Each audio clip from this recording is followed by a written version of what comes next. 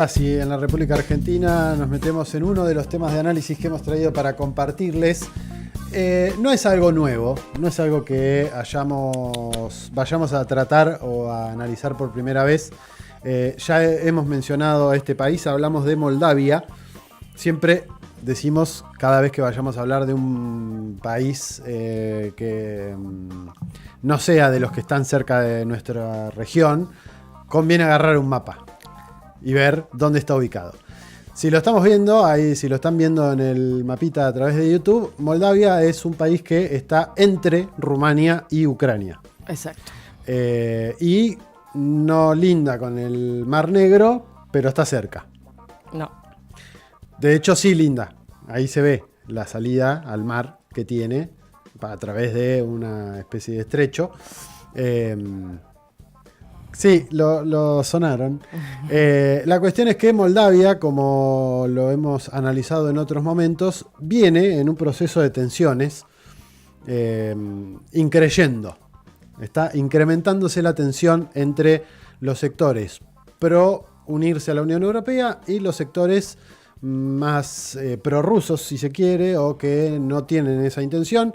Dentro de esta discusión están, por ejemplo, la actual presidenta del país, la rumana Maia Sandu, que es la presidenta de este país, que desde hace al menos 4 años, desde que llegó al gobierno, después de... Fue reelegida en noviembre del año pasado. Claro, en noviembre del año pasado. En ese momento fue que hablamos de Moldavia. Claro, tal cual, porque en ese momento, bueno, aparte, creo que ganó como con el 80% de los votos. Había habido entiendo, sí, una diferencia como muy abismal. Yo creo que tengo el dato acá. Yo creo que en realidad era... bueno, no importa. Más allá de si fue por mucha diferencia o por poca diferencia, la discusión es que en ese plano también estaba planteada la... Claro, en el territorio... No, claro, la secuencia es así, claro. En el territorio de Moldavia, en realidad, la elección fue bastante disputada, bastante peleada. Ganó... Sí. Con el 51,19% de los votos. Ahora sí. Contra el 48,81% que había sacado el otro candidato, que era Alexander Stoyanoglo o algo así. Que de hecho, la gran discusión que hubo en ese momento es que la oposición planteaba que había habido fraude, sobre todo con presiones de la Unión Europea y con inclinar la balanza de parte de la Unión Europea. Claro, lo que pasó fue que los moldavos que residen en el exterior terminan por inclinar la balanza. Son muchos, o sea, estamos hablando básicamente como de un 25% del padrón electoral que reside fuera del territorio de Moldavia, y ahí el apoyo a esta presidenta más europeísta fue del 82%. O Sandu. 82%, entonces finalmente la elección terminó en un 55-44, una elección no tan disputada quizás en términos generales, pero bueno, porque hubo una diferencia abismal en esos votos del exterior que apoyaron, bueno, esta propuesta de incorporación de Moldavia a la Unión Europea, que era básicamente el caballito de batalla o la gran bandera en la que se enarbolaba esta señora. Eso es lo que sucedía hasta el año pasado. Desde noviembre del año pasado, cuando fueron las elecciones, hasta ahora las tensiones fueron incrementándose porque, según algunos analistas y algunos que están analizando cómo viene el panorama, se preguntan si lo que está sucediendo en Moldavia no será una antesala similar a lo que pasó en Ucrania con el enfrentamiento hacia los rusos, en realidad anterior a que los gobiernos ultranacionalistas empezaran a atacar el Donbass, por ejemplo, la región rusoparlante. ¿Por qué se cree esto? ¿Por qué se preguntan esto algunos analistas?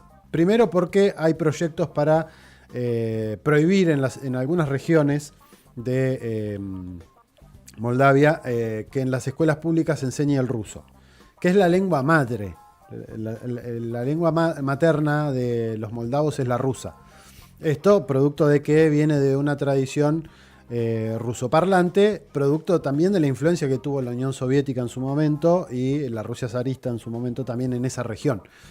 Hay que recordar que todo lo que fue en algún momento el Imperio Ruso nace en Ucrania, nace en Kiev. De hecho, Rusia, era Rus Kiev, la ciudad, incluso antes de que existiera Ucrania como país. Bueno, la región de Moldavia también tiene fuertes vínculos, al igual que Rumania, tienen fuertes vínculos con ese pasado rusoparlante. Y, como decíamos, una de las cosas es estos proyectos para prohibir la enseñanza del ruso. Y la otra cuestión, que fue también noticia en estos días, fue la persecución a la Iglesia rusa ortodoxa. Al igual que en Rusia, la Iglesia católica ortodoxa tiene un peso importante en la sociedad moldava. Se cree que cerca del 80% de la población profesa esa religión. Y una de las cosas que prohibieron, que es lo que estamos viendo ahora en pantalla, es que este señor, que vendría a ser como el arzobispo, es el arzobispo de la Iglesia Ortodoxa Moldava, Markel de apellido, estuvo imposibilitado de viajar a Israel a recoger el fuego santo. Es una de las tradiciones que tienen los ortodoxos en el proceso de Pascuas. Moldavia le prohibió salir a este arzobispo de la Iglesia Ortodoxa y viajar a territorio israelí para celebrar este festejo religioso. Y esto no solamente fue visto dentro de Moldavia, sino fuera. De hecho, Lavrov, el canciller ruso, habla de persecución. No Lavrov, sino la Cancillería, hablan de persecución a la Iglesia Ortodoxa. Hay que recordar, me parece acá que no es menor, el hecho de que la Iglesia Ortodoxa rumana también en su momento empezó a tratar de inmiscuirse o de meterse dentro de Moldavia. También hay sectores dentro de Moldavia que son pro-rumanos. Eso también es lo complejo que tiene a veces analizar estos procesos, donde no hay una u otra injerencia, sino que hay múltiples injerencias dentro de estos países. Los rumanos la Iglesia Ortodoxa rumana tiene un peso importante. Hay que recordar que la presidenta es de nacionalidad rumana. Y se empezaron en su momento a meter llamando a los feligreses de la Iglesia Ortodoxa moldava a sumarse a la rumana, a dejar a la Iglesia Ortodoxa moldava y sumarse a la Iglesia Ortodoxa rumana. Sí, me parece algunos datos interesantes que también tienen que ver con hace cuánto este plan está puesto arriba de la mesa, ¿no? Porque, por ejemplo, hoy, hay que recordar que el 1 de julio del 2016, ha pasado muchísimo tiempo, entró en vigor el acuerdo, un acuerdo de asociación entre la Unión Europea y Moldavia. Pero era un acuerdo que se había aplicado de forma previsional desde el 1 de septiembre del 2014. ¿Qué pasaba en 2014? Bueno, la anexión de Crimea. Sin ir más lejos, me parece que hay algunos datos ahí interesantes para pensar este territorio. Pero es un acuerdo que, de alguna manera, posibilita que Moldavia disfrute de una zona de libre comercio bastante amplio con la Unión Europea. Una Unión Europea a la que Moldavia solicitó la adhesión en 2022. Le fue concedido el estatuto de país candidato a la Unión Europea el año pasado, en 2024. Y después hay un montón de cosas interesantes. En el contexto de agresión militar entre Rusia y Ucrania, hubo muchos hitos que me parece hablan de que este plan se está gestando hace rato. Por ejemplo, entre 2022 y 2024 la Unión Europea le concedió a Moldavia 71 millones de euros destinados a asistencia humanitaria para contribuir con civiles afectados por la guerra en Ucrania. También en mayo de 2024 se firmó, por ejemplo, un acuerdo de asociación de seguridad y defensa con la Unión Europea. Existe también una misión de cooperación en acción desde abril de 2023 para apoyar a Moldavia en la gestión de la crisis relativa a amenazas híbridas y que pongan en peligro su ciberseguridad. Entre 2021 y 2024 se concedieron a Moldavia 137 millones de euros para modernizar las Fuerzas Armadas.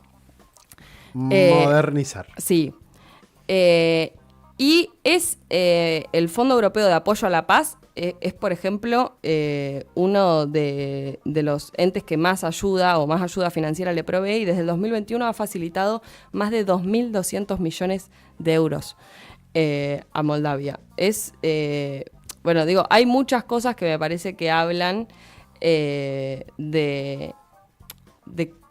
que esto se está ya gestando desde hace bastante tiempo y que la Unión Europea viene pensando en Moldavia como, bueno, este nuevo lugar desde el cual declarar esta guerra anti-Rusia, o con incluso el cierre de un montón de medios de comunicación.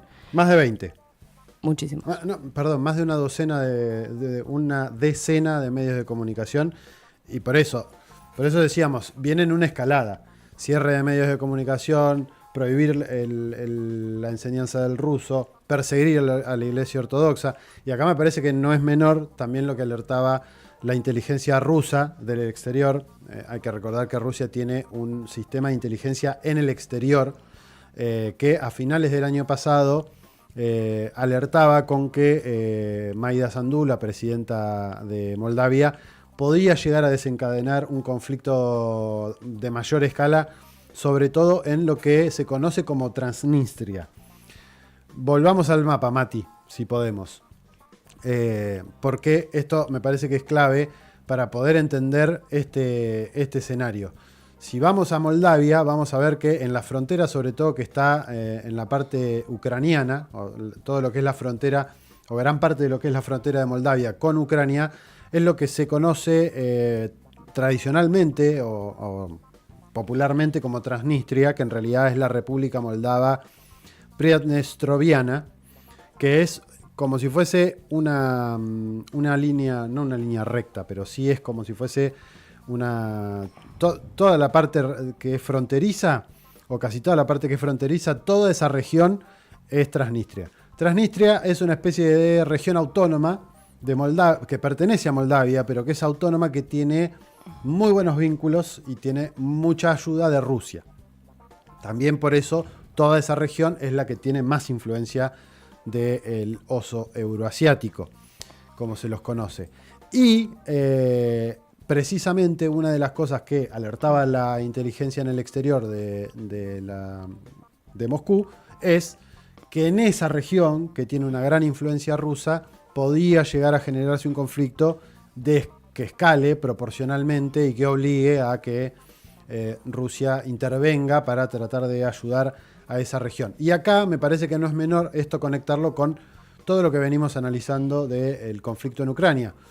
Si vemos el mapita, toda la parte que está abajo en la zona ucraniana que conecta con el Mar Negro, es la parte donde está Crimea, donde está Sebastopol, es toda la región que está controlando hoy la Federación Rusa en este conflicto que hay con la parte ucraniana. Todo el sur de Ucrania, todo el Donbass que está al sudeste, es toda esa región la que está hoy controlada por Rusia. Y no es menor, ¿por qué no es menor? Porque eso se puede fácilmente interconectar con Transnistria, lo cual generaría a Rusia una vía de conexión de ese territorio donde tiene mucha influencia en zona moldava con todo el resto de lo que controla hoy por hoy el ejército de ese país. Y lo otro que me parece que es clave y es determinante es lo que sucedió hace un mes más o menos, que fue la detención de la gobernadora de Gaungasia, que es una región también de Moldavia. Estamos hablando de Evangelina, vendría a ser la traducción, se me ocurre. Evgenia Gutul, que era la gobernadora. Eugenia. Sí, una especie de Eugenia vendría a ser. Debe ser. Evgenia Gutul, gobernadora de Gagausia. ¿Por qué se la detiene? Por supuesta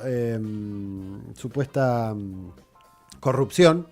Está muy ligada a una especie de zar, una especie de oligarca ruso, en realidad moldavo, pero que vive en Rusia, y acusan al partido de esta gobernante de haber financiado de manera irregular su campaña de gobierno. Obviamente, Gutul dice que eso es persecución política y lo que quiere el Estado moldavo con Sandu a la cabeza es quitar la autonomía a esta región moldava, Por lo cual lo que estamos viendo es múltiples escenarios de conflicto.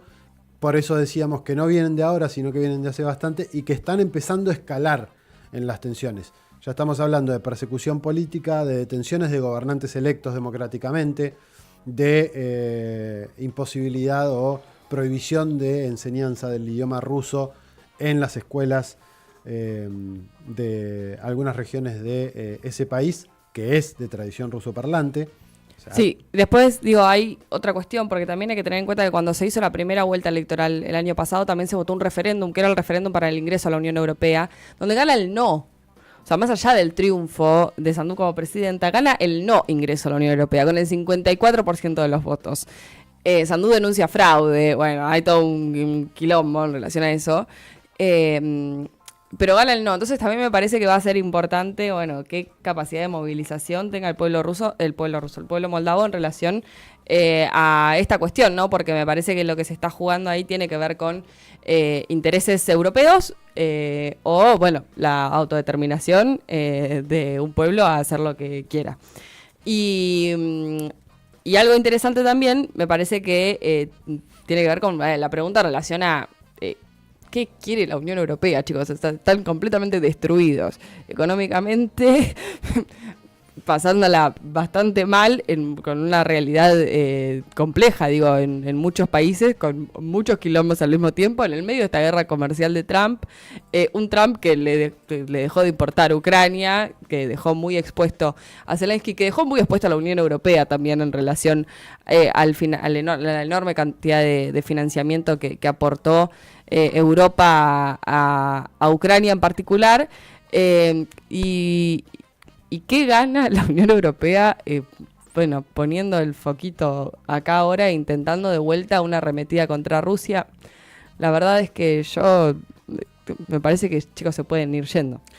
Les vamos a dejar una nota que no tiene que ver directamente, pero que está asociada. Hace algunas semanas nada más, la Unión Europea tuvo su primer reunión con los países de Asia Central. Estamos hablando de Kazajistán, Uzbekistán, Turkmenistán, Kazajistán, Tayikistán y Azerbaiyán, que están en una especie de funcionamiento como bloque. Tuvieron una primera reunión en esta zona de Asia Central, históricamente muy ligada a Rusia y con un importante rol dentro de lo que es la ruta de la seda china. Me parece que esto, si bien no está conectado directamente con lo de Moldavia, sí tiene que ver con esa estrategia que se empieza a dar la Unión Europea, entendiendo que está en desventaja precisamente por el abandono de Estados Unidos, de ese paraguas que tuvieron históricamente en esta guerra comercial y en este reordenamiento de piezas que está habiendo a nivel geopolítico. Nos fuimos al pasto con el tiempo y la duración de este segmento, pero bueno, nos parecía importante poder analizar y mezclar y ver qué está sucediendo en territorio europeo también, que bueno, no es